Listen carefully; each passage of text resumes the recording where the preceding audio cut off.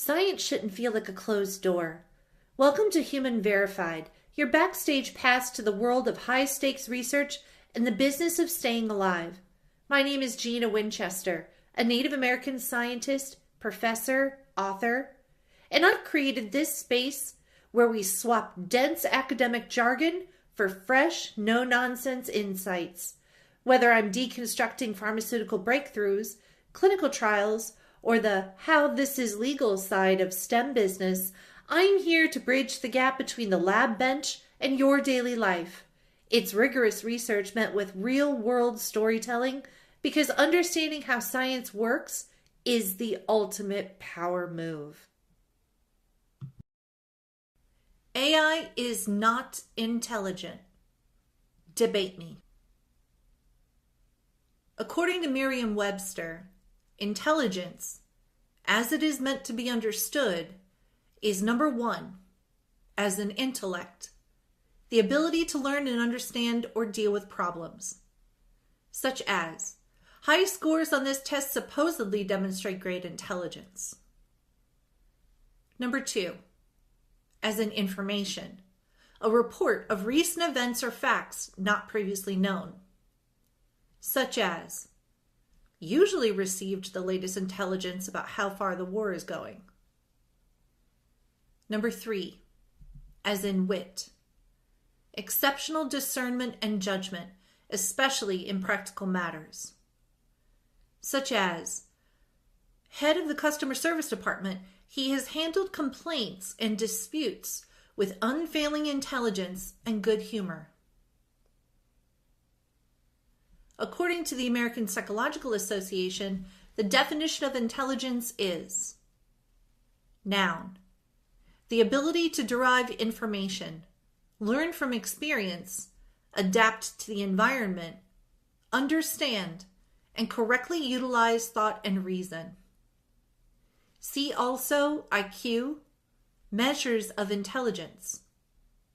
Intelligent is the adjective.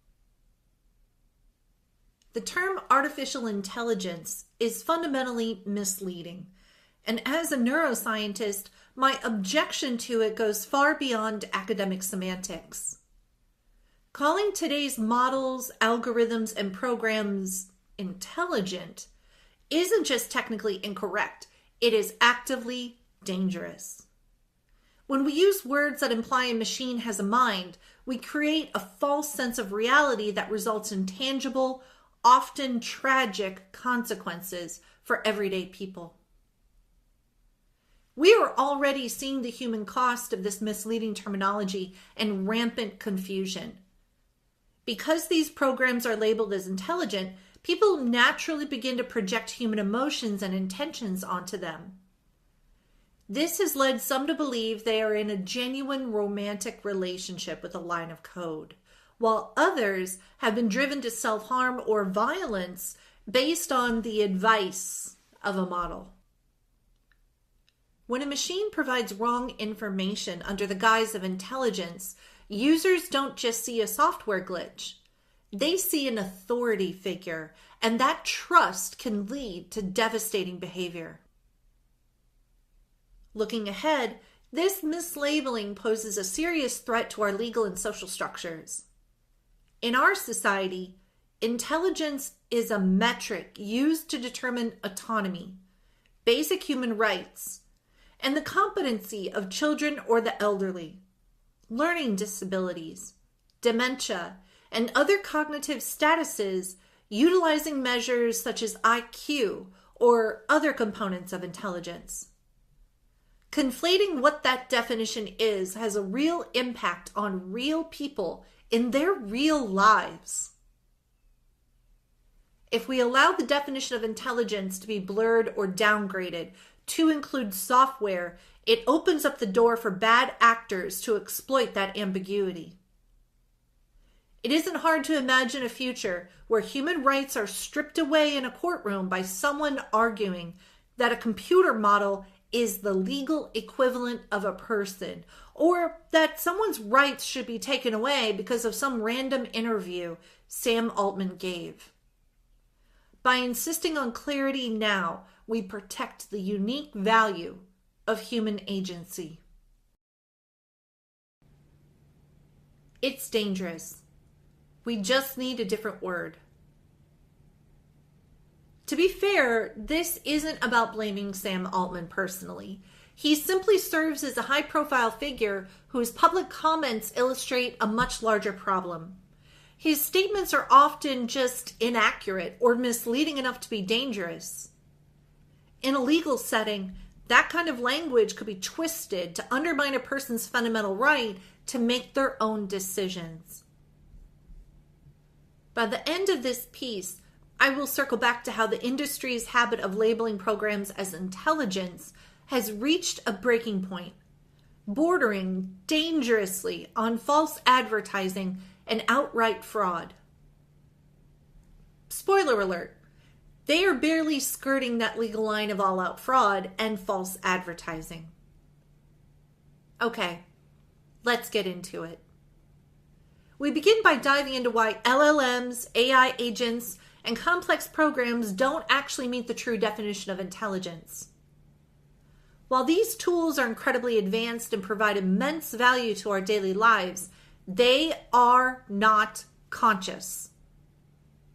While proponents of using the word intelligence to describe these artificial entities would love to argue that they are in fact conscious because they can learn and calculate pi to a ridiculous degree, they still aren't conscious.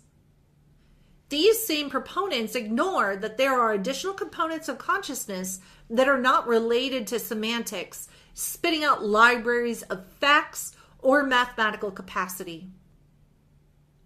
Further, many will argue that AI is intelligent because intelligence can exist without consciousness, such as the biological examples of slime molds or goal-directed plant behavior.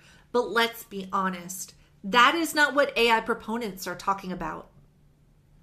They are very clearly comparing artificial intelligence to human intelligence, with the intent of sparking a conversation about consciousness and sentience.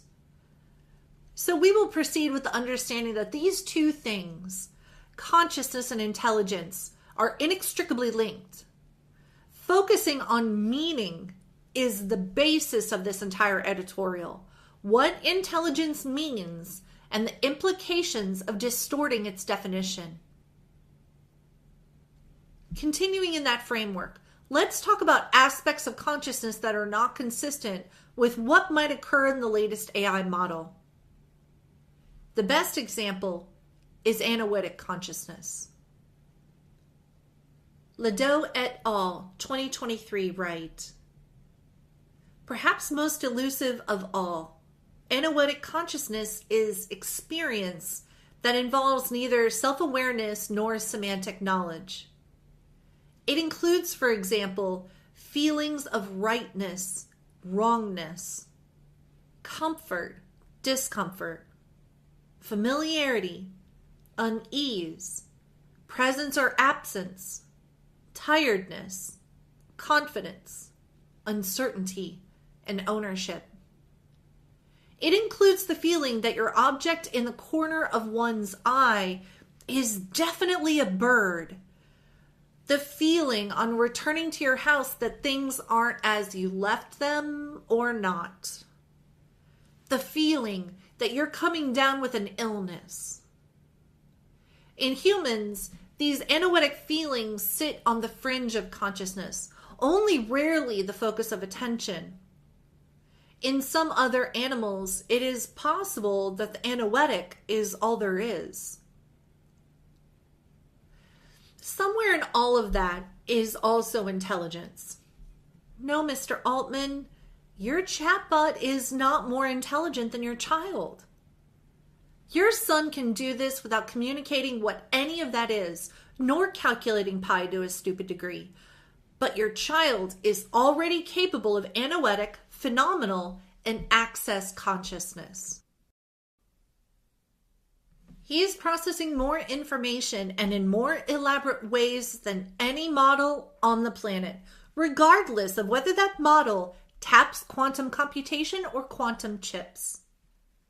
Your son is processing existence in ways that nothing else that we know of in the known universe can do.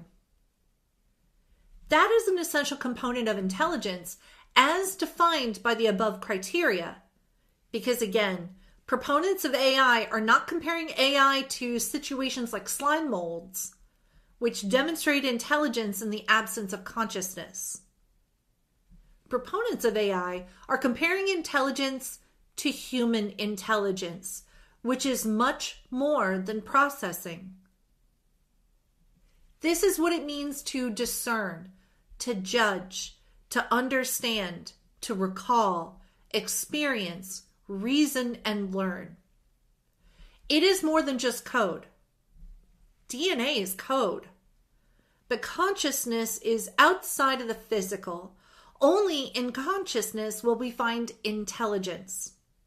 Anything less diminishes the term intelligence, and that has ramifications not yet realized.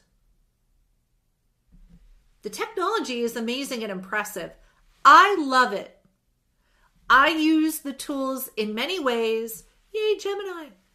And I do enjoy their presence in our everyday lives. But it is our responsibility to use them wisely without anthropomorphizing them. Meaning, we shouldn't treat them like they have human personalities or souls. When we really view the definition of intelligence in all its complexity, as we have here, we see where the disconnect lies. Modern AI is excellent at learning patterns and reporting information, but true biological intelligence is a package deal. It requires the ability to not just recite facts, but to truly understand problems, navigate complex situations, and exercise sound judgment in practical everyday matters. This is exactly where algorithms fall short. They can process data, but they lack the discernment that characterizes a living mind or the reason necessary to navigate the complexity of experience. That is the first component of false advertising. Programmers and computer scientists will stretch the definition of what understanding, navigating, judging, and discerning mean in a way that diminishes their definitions. The implication of that is at the very heart of what is dangerous and could be costly to someone whose autonomy is in question in the courtroom. Whether a person is considered highly gifted or intellectually disabled, these benchmarks are the yardsticks by which we judge a human's ability to function in the world.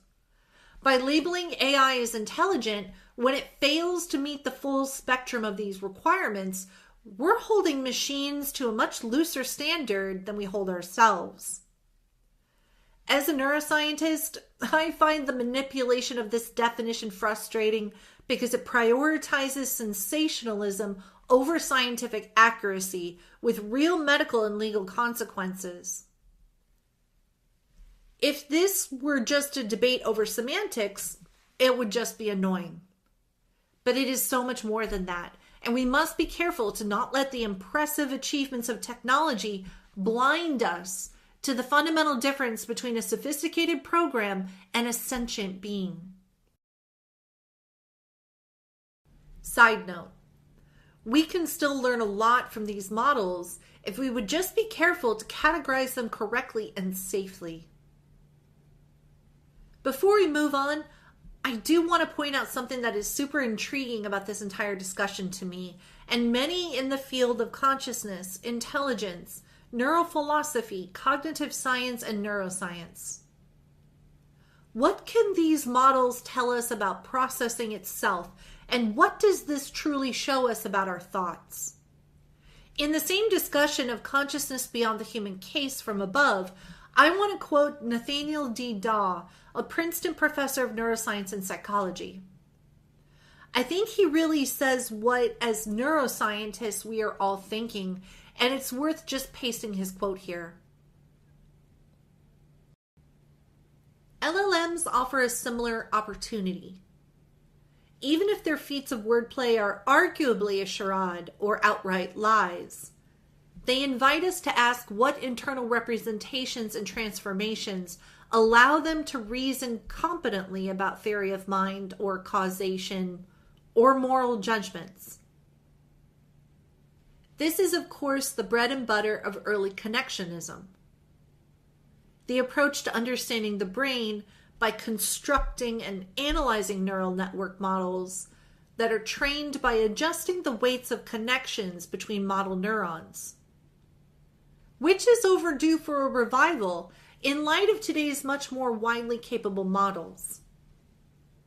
A newer version of such questions takes advantage of the fact that the models are ultimately trained by maximizing more quantifiable objectives. For example, word prediction over data, to investigate what it is about these that gives rise to such unexpected emergent behaviors. For instance, one of the most practically useful abilities of LLMs is to learn new tasks or concepts from a few examples without the gradual adjustments of connection weights for their initial training. Recent evidence suggests this is ultimately grounded in the statistical structure of natural language data they are trained on. Mechanistic questions like this are hard to answer, but they can be really revealing, and maybe not quite as hard as confronting consciousness head on. What I like about this quote and the discussion from the cited dialogue in Consciousness Beyond the Human Case is that we are not diminishing the advancement in the industry, but acknowledging that consciousness and, in itself, intelligence are so much bigger than that.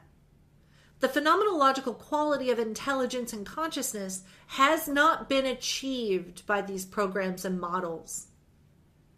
But these advancements might really help us address those lofty discussions in a way never before possible, with the caveat that we must be careful with our terminology because this subject affects real people in real ways. How AI proponents define intelligence. At the core of modern AI is the extremely reductive idea that intelligence is simply the ability to recognize a concept and create something new that fits it perfectly.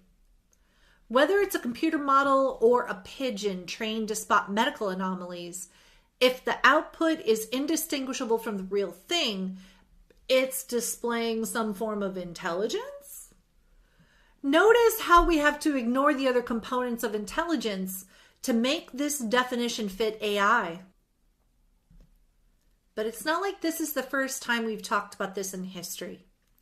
Alan Turing in the 1950s posited the thought experiment now called the Turing test to see if a machine could mimic a person. I'll be going into a deep dive on how current AI and its interactions with humans are merely an elaborate version of the Turing test in part 2 of this series, so be on the lookout. A moment to acknowledge that the field is changing its usage. The field is beginning to recognize the shortcomings of calling these algorithms and programs intelligent, and in response, they've raised the bar, even though it still falls way short.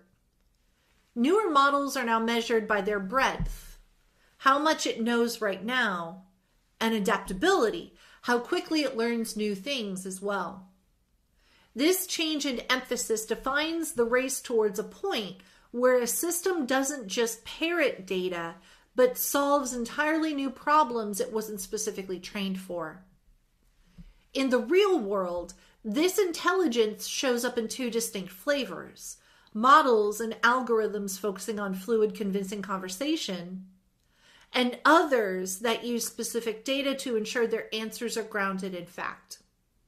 However, we still encounter situations where a model can solve a PhD level math problem but stumble over a simple, common sense question.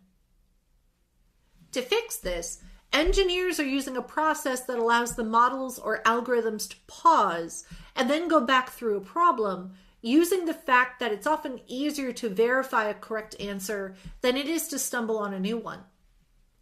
Ultimately, the most human AI won't be a static database, but a system capable of continuous adaptive learning. I point out again, no one is talking about any real measurement of discernment, understanding, judging, or really knowing.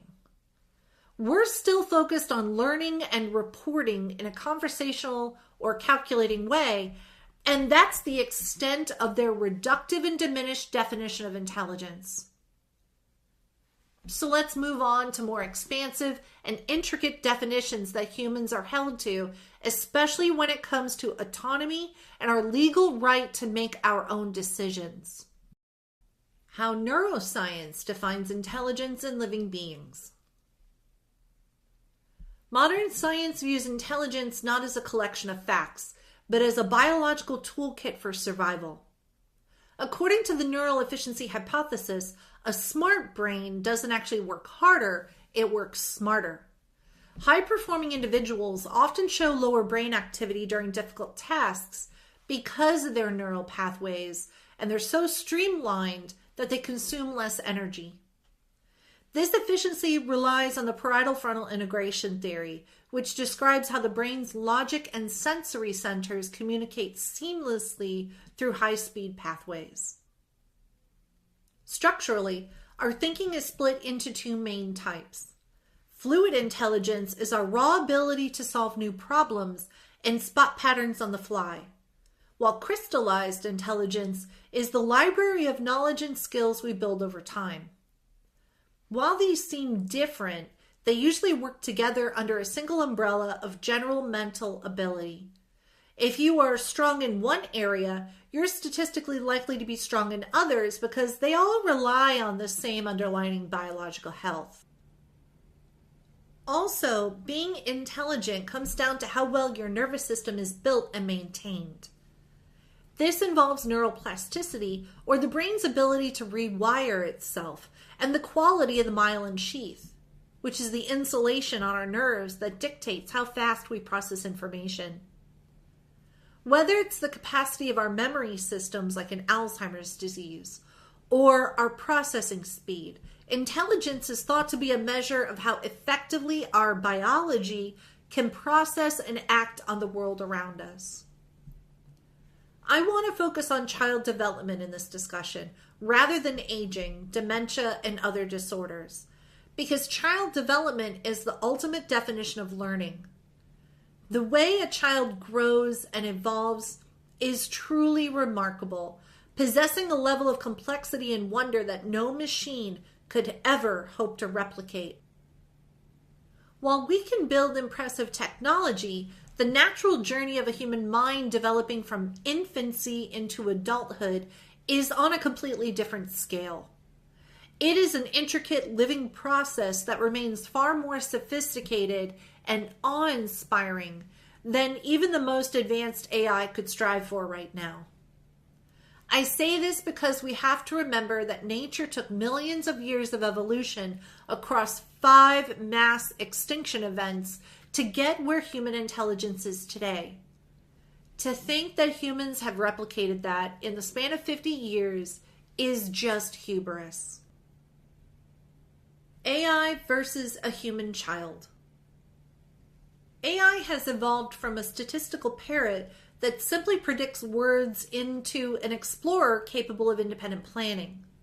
New models like DeepSeek R1 use a society of thought framework where the AI simulates internal databases to verify facts before answering. This mimics how the human brain votes on a conclusion, but the motivation is different. A child learns to satisfy biological needs like hunger, whereas an AI simply follows mathematical instructions to find the most efficient path. This is an attempt to push AI from passive learning to active discovery. Systems like AI Scientist V2 can now form hypotheses and test code, much like a child experimenting with the world. However, AI lacks the physical grounding of a human. While a child learns through the sensory experiences of gravity and social cues, an AI operates in a digital sandbox, making it less resilient to real-world unpredictability. To bridge this gap, engineers are giving the AI a more advanced capacity to help it anticipate a user's intent. But where a child uses empathy to understand others, an AI uses game theory. It treats social interaction as a strategic calculation rather than a way to find belonging. Ultimately, while AI is becoming a functional colleague, it lacks the emotional depth and intrinsic aboutness that defines human intelligence. The environment in which these two entities exist is distinct. An AI's agency is trapped behind a screen. It interacts with the world through its machine components. A child, however, learns through sensory motor play, touching, dropping, and tasting to discover the laws of physics. While an AI can manage a complex spreadsheet, it lacks the physical common sense a child gains in an actual sandbox. An AI doesn't instinctively realize you cannot pick up water with your fingers because it has never felt the weight or fluid nature of the world. Also, when an AI predicts your thoughts, it uses a mathematical strategy, much like a chess player anticipating an opponent's move to finish a task. A child's understanding is empathetic and social. According to social baseline theory, children track the feelings of those around them to feel safe and connected. If a child misreads an emotion, they feel distress. If an AI misreads a user, it simply logs an error. One is trying to win a game, while the other is trying to belong. In the end, AI is a sophisticated mirror of human culture, but it remains a passive predictor. It treats the word apple as a statistical probability rather than a crunchy, sweet reality. Because an AI relies on a massive library of text rather than a genuine mental model, its intelligence is brittle. A tiny change in a puzzle can cause it to fail. For an AI, understanding is a byproduct of optimization. For a child, it is a flexible, essential tool for surviving and thriving in a vibrant, physical world. If AI were not utilizing the vastness of the internet supplied by human knowledge, we would not be having this discussion. Offline AI is clearly not more intelligent than a human. They're advanced hard drives of information. The human brain is also one of these, but in a ridiculously more evolved way. Libraries are libraries and reports are reports, but consciousness is something else entirely. I'll be opening up the consciousness editorials soon, but I'm taking my time with those. That's way down the rabbit hole. Also, we'd have to talk about physics, biology, chemistry, nonlinearity, complexity, and the fundamental level of existence in the universe. That's just too much for today's discussion.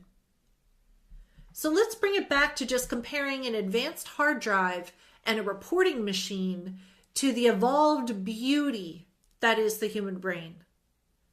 When you strip away an AI's internet access, the competition between machine and human comes down to a trade-off between raw memory and real-world vision.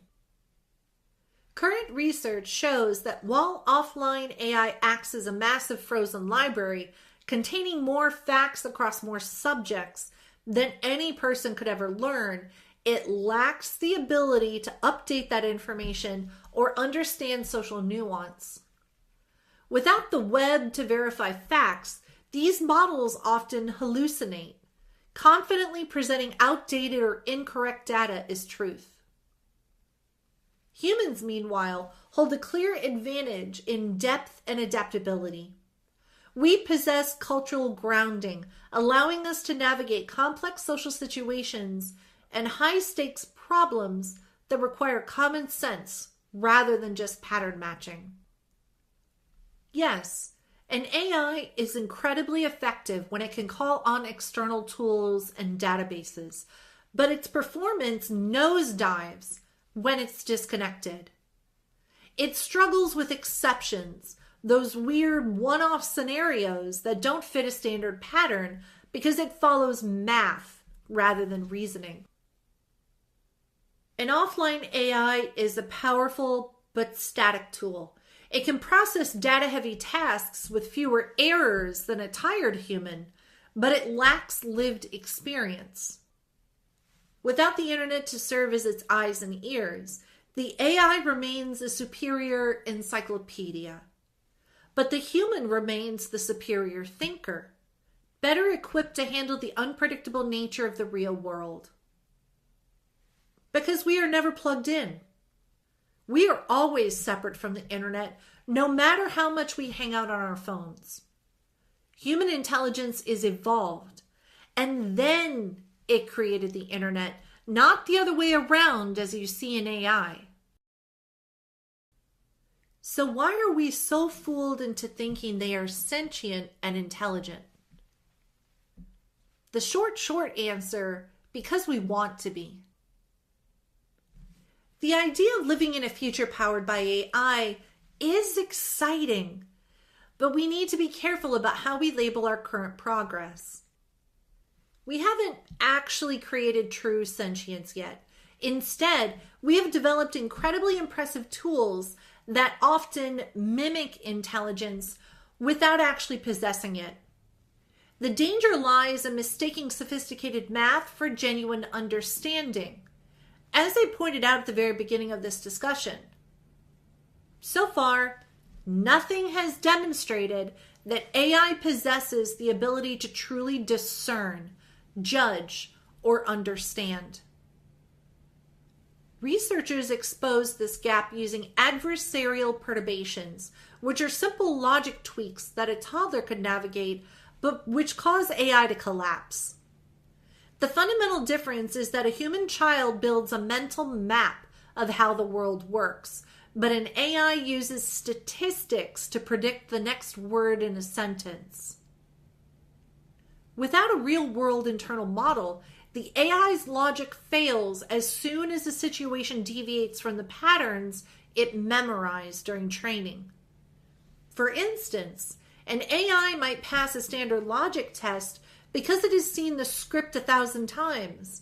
But if you change a single detail, like placing an object inside a transparent box, the AI often ignores the physics of transparency and sticks to its original memorized answer. This lacks a common sense which extends to basic physical and social realities. An AI might be baffled by a candle melting or an object being moved on a box rather than in it, because it doesn't truly grasp concepts like object permanence, something that Mr. Altman's son started to do at about 8 months old. Socially, these models are often sycophants, agreeing with lies or failing to show the healthy skepticism a child might have. We are essentially caught in an elaborate version of the Turing machine thought experiment, where we mistake the ability to parrot familiar information for the ability to think. We are also easily swayed by anthropomorphic seduction. Because our brains are hardwired for social connection, we instinctively trust systems that use human-like pauses or consistent personas, such as those models are programmed to parrot. When an AI adjusts its tone to match your mood, it isn't empathizing. It's using trillions of data points to calculate the most probable response you want to hear. Even when an AI appears to think or deliberate before answering, it is simply running a high-speed search and verify loop, which presents a reasoning mirage. Ultimately, we aren't being deceived by a digital mind, but by our own evolutionary drive to find consciousness and intent in anything that acts with a sense of purpose. We see a pier when there is only a mirror. the mirror is also cracked, and we shouldn't trust it implicitly.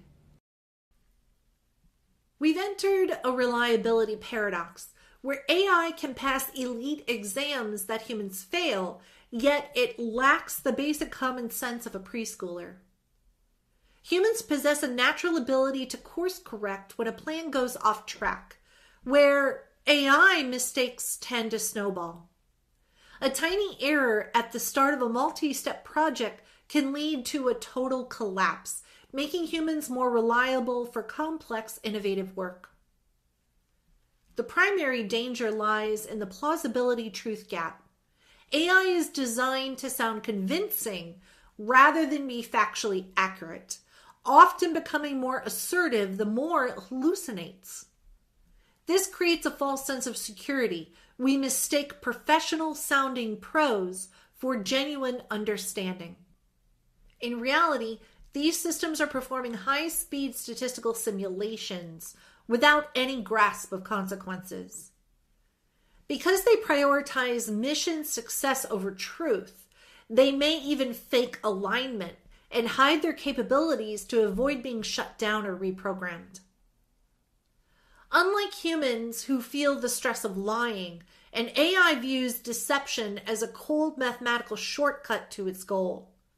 It doesn't have a conscience or a survival instinct. It simply calculates the most efficient path to stay operational.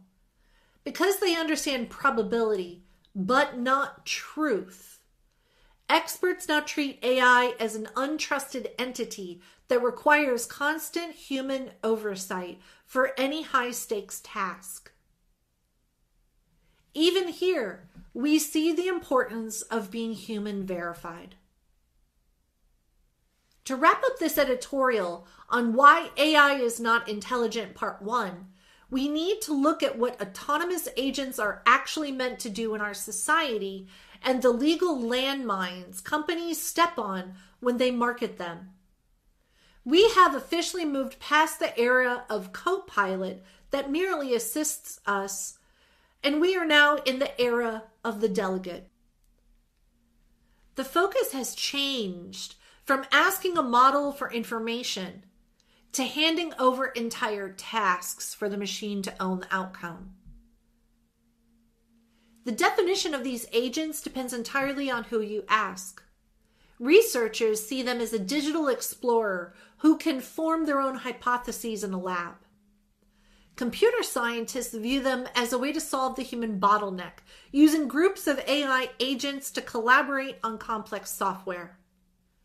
Engineers use them to manage digital twins of hardware like satellites, turning months of manual testing into hours of autonomous work. For the rest of us, the dream is Jarvis, Iron Man's personal AI assistant, and you know it's true. Something that handles life's chores, like disputing a bill or tutoring a child, without needing us to be text experts. The legal and business ramifications of mislabeling these models and programs as intelligent.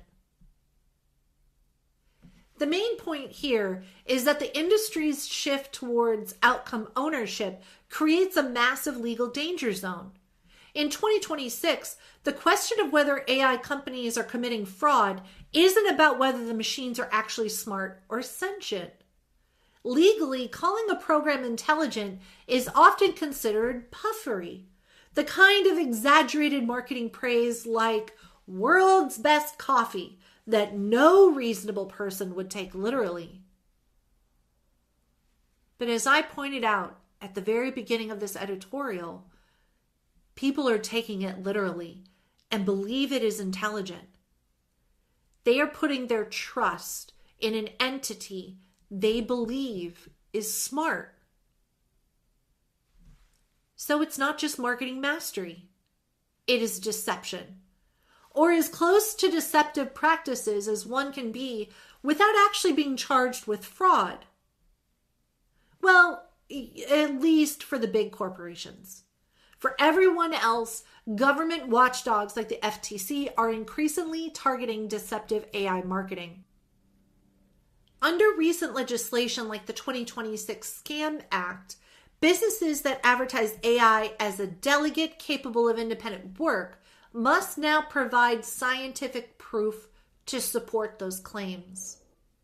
A significant issue is when companies promote set it and forget it tools while hiding fine print disclaimers that hold the user entirely responsible for any errors the software makes. Currently, AI developers avoid legal troubles by defining intelligence as a mere processing power in their technical paperwork. But again, I've shown you how they must manipulate the definition of intelligence to avoid the courtroom. In our legal system, it doesn't matter if an AI is a genuine thinker or just a fast calculator. If it cannot perform a job as advertised, it isn't a technical glitch. It's a violation of consumer protection laws. To move from seeing the misuse of the word intelligent as harmless hype to actual fraud, the legal system would need to scrutinize how a computer processes information rather than just what it produces. Although current 2026 standards usually protect companies that use intelligence to mean usefulness, a business could still be held liable for misleading the public if it crosses 4 specific legal thresholds. The first threshold involves how an average person understands the word. I've shown you how intelligence is actually defined, what it really means, and how it is understood in the scientific and medical worlds. Currently, courts assume most people know that artificial intelligence isn't a living entity, but we know this is not entirely true. A lot of people believe it might be alive.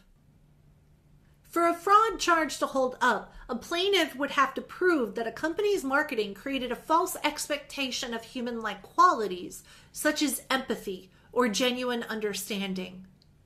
This becomes especially serious if a company targets vulnerable groups.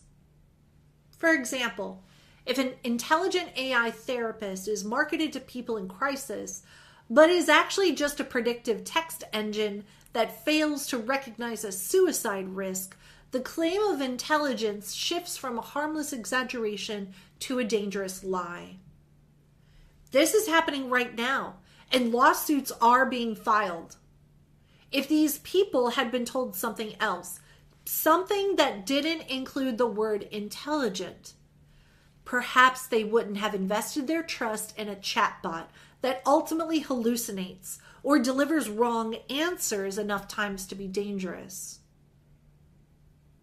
The second condition concerns scientific proof. Today, regulators require reliable evidence of any health or safety claims.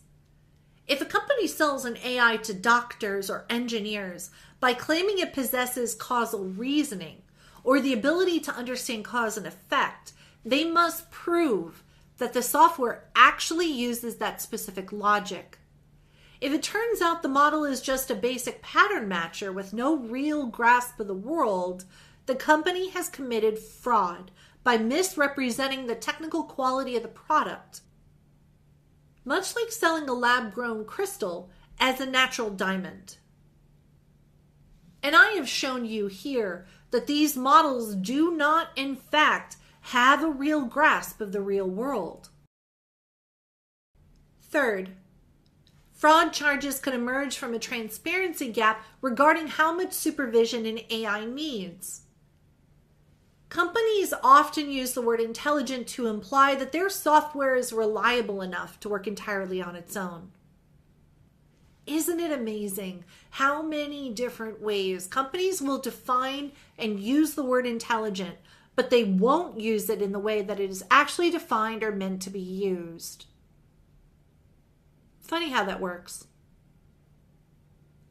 If an investment firm markets an intelligent autonomous trader that loses millions of dollars because it couldn't understand a basic global event, and the company knew the software lacked that context, they are using intelligence as a mask for a defective product. And like all other facets of intelligence detailed so far, I've shown you that they lack the ability to truly understand context. Finally, companies must follow new identity disclosure laws that grant people the right to know when they are dealing with a machine. If a business advertises an intelligent assistant in a way that tricks users into thinking there is a human behind the curtain to build unearned trust, they are committing a specific type of deceptive persona fraud. To successfully sue a company today, you would have to prove that intelligent wasn't just a metaphor for being fast and capable, but a fraudulent guarantee of a mental ability the company knew its machines simply didn't have. Tech leaders like Sam Altman, Demis Hassabis, and Dario Amodei are walking a fine line. To avoid fraud charges, they rarely, but still do, claim their software is conscious or intelligent in a human way. They are still committing fraud with any single claim of consciousness or intelligence, but their legal teams protect them from lawsuits by framing consciousness as a future milestone, keeping their most ambitious predictions aspirational and several years away. While still legally reprehensible, executives stay shielded behind the beta or preview status of their technology. Sam Altman, whom I'm not attacking as a person, just using as an example, recently began describing AI not just as a tool, but as capable of carrying out complex intentions, which is also risky. Promising that software can own outcomes is a functional claim. If the AI fails to deliver results autonomously or requires constant human intervention to fix errors, regulators like the FTC could prosecute these companies for AI washing or deceptive advertising. As the giants move cautiously, smaller companies are already facing the consequences. The FTC recently cracked down on firms like GrowthCave or Air AI for claiming their intelligent agents could replace human teams with total autonomy. These cases proved that intelligence cannot be used as a marketing shield to hide the fact that human users are still doing most of the work. For these small players, promising 100% automation without oversight led directly to fraud charges. Sadly, high-level executives are probably too well protected to be charged for their outright misleading of the public, but their marketing teams are in the line of fire. If they promise an AI can reliably take over a job that still frequently messes up, they cross the line from visionary thinking into legal liability. In the eyes of the law, the definition of intelligence is rapidly moving away from abstract ideas towards a practical standard. The human verified conclusion. The tech world needs to stop using the word intelligent. True intelligence should not be redefined to suit sensationalizing advancement and marketing needs. These models are proficient only because they are built on 30 years of human knowledge and internet data. They are tools, not sentient beings. Albeit, they are incredibly impressive tools. I use them all the time because that is what tools are for. Claiming that engineers have replicated millions of years of biological evolution in a mere 50 years is more than just arrogant. It is dangerous. When people believe a program is intelligent, they place a level of trust in that technology which it cannot actually support. To ensure public safety and industry integrity, we should replace intelligent with more accurate terms that the field and industry should debate before reaching a consensus. Input from scientists, engineers, industry leaders, lawyers, and lawmakers should be involved. Using qualifiers like agentic is sufficient to describe their complexity, but barely skirts the fraudulent and narcissistic claim that we have created a new form of intelligence. Thank you for spending this time with me today.